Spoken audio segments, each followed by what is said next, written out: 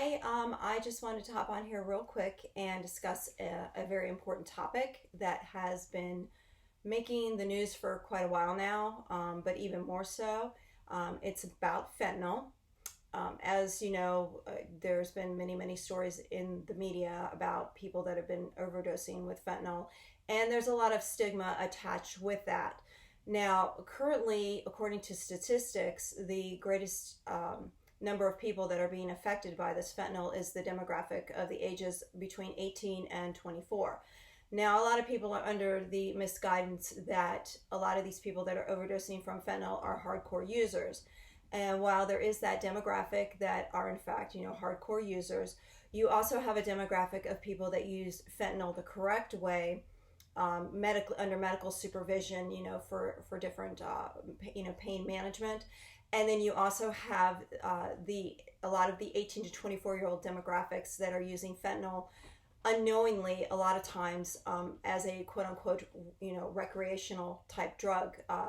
A lot of times they're either getting these drugs from plugs, aka dealers, friends. They're under the impression that they're getting Xanax, Percocets, and 30s, and the other drugs of that nature, and innocently using these, thinking that okay, I'm gonna have fun this weekend, or whatever their situation is, or reason for taking it, and not realizing that in fact what they've gotten on the black market is not what they think it is. In fact, it contains a lot of times 100% fentanyl, or enough fentanyl that will put you into the unalive state that not enough Narcan in the world is going to ever bring you back from.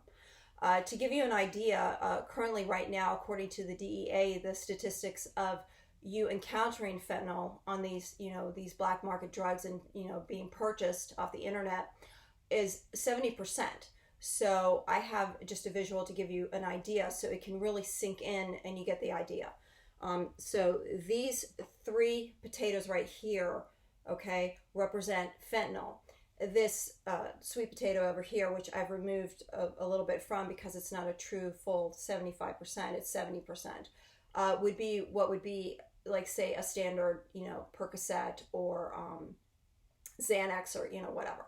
Now, the odds, according to what the DEA is saying, is a 70% chance, okay, that the pill that you are handed to, okay, given to by a friend, purchased by a plug, okay, is in fact fentanyl, okay?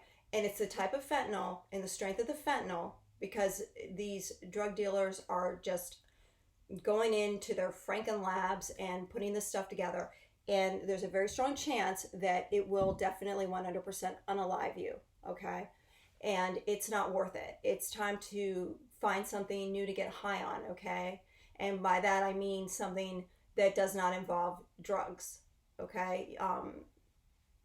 Basically get high on life, or if you're using recreationally, I'm not trying to tell you what to do with your life, but if you're using because you're trying to suppress something, better to deal with it, heal from it, move on, than to risk, okay, 70% chance of unaliving yourself, okay? It's not worth it, okay? It's not. I've put together a little mini book. It's called One Pill Killed, Fentanyl Poisoning, Are You Next? Okay? There's a lot of great reading material out there already. A lot of people sharing their stories and experiences with fentanyl. I personally have lost, I can count on my hand now, 5 people to fentanyl. One was a hardcore user. The other 4 just thought that they were getting something different that, shockingly, surprise, was laced with fentanyl, and there, like I said earlier, was not enough Narcan to turn it around, and they're gone. And they're gone young, and it's very unfortunate because they had their whole life ahead of them, and it's just not worth it. I want you to really let that 70% chance sink in, okay? I'm not trying to tell you what to do. I'm not lecturing you. I'm just giving you that statistic because it is a very strong statistic. It is 5% from 75%, okay? So those odds, it's like playing Russian roulette with your life. It's not worth it, okay? Getting back to the book, One Pill Killed, Fentanyl Poisoning, Are You Next? I put this together to try to help inform people.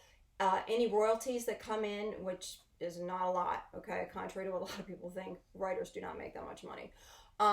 I take that and I turn it around, purchase a book, and I leave it out in public somewhere, whether a shopping cart, a park bench, a bus stop, whatever.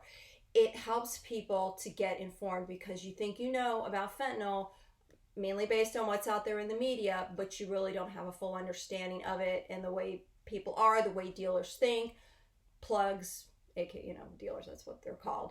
Um, and it really, it's very different, and it's a very short, quick read, but extremely um, informative, and it packs quite a good punch. Okay, I'll just give you a quick peek inside so you can see what I mean. It's not one of these long, drawn out, boring type reads. It's got a lot of different illustrations in it, different fonts. I mean, it just, like I said, it's a very fast but yet very powerful, important read, and I think it would be very informative. And if you happen to, purchase it, and when you're done reading it, feel free to take your copy and leave it out somewhere for somebody to find it so they too can get informed. And hopefully, together we can try to help get people better informed about, the fentanyl crisis that is taking place, and the numerous amount of people that are losing their lives, unfortunately, to this drug, and also to, erase the stigma that has come along with this drug,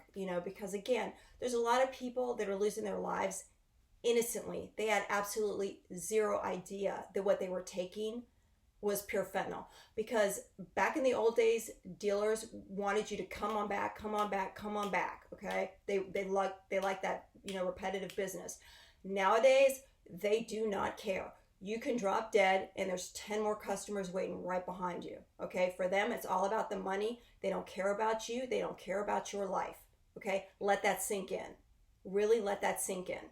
They do not care about you or your life, only your money, okay? And they take that money and they go live the high life, and they have zero conscience on how many people their drugs have killed, okay?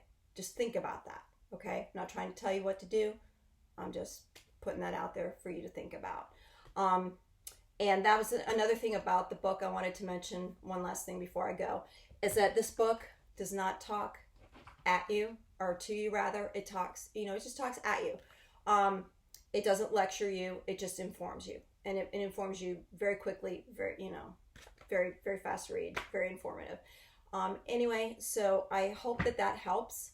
And again, before I go, I just want to remind you one last time, 70% chance, okay, that if you get pills on the black market, or you get some pill from a friend who you don't know where they got it from, okay, it did not become like prescribed from a doctor, okay, chances are it has got a lethal amount of fentanyl in it, okay, and more increasingly, it's showing that there is not enough Narcan to bring you back. It happens when this fentanyl hits your system, okay, the stuff that they're making now, and they're putting in all these drugs, it hits your system so fast that, I mean, time literally is of the essence. So if you can, whether you're a user or people who are, or just for safety's sake, get some Narcan, keep it on hand, because you never know, when somebody might go down with this stuff. And I'm telling you, time is literally of the essence, and it takes fire rescue usually between 4 to 6 minutes to arrive on scene, depending, upon how far away their station is from your location, or, if they have to call in another station to come to you because the closest station is out on another call. So time really is of the essence. So if you can get yourself some Narcan, keep that on hand at all times, whether for yourself or, for somebody else to help, do it. It could save a life. Okay? I guess that's all I have to say. And take care. Look out for one another, and God bless.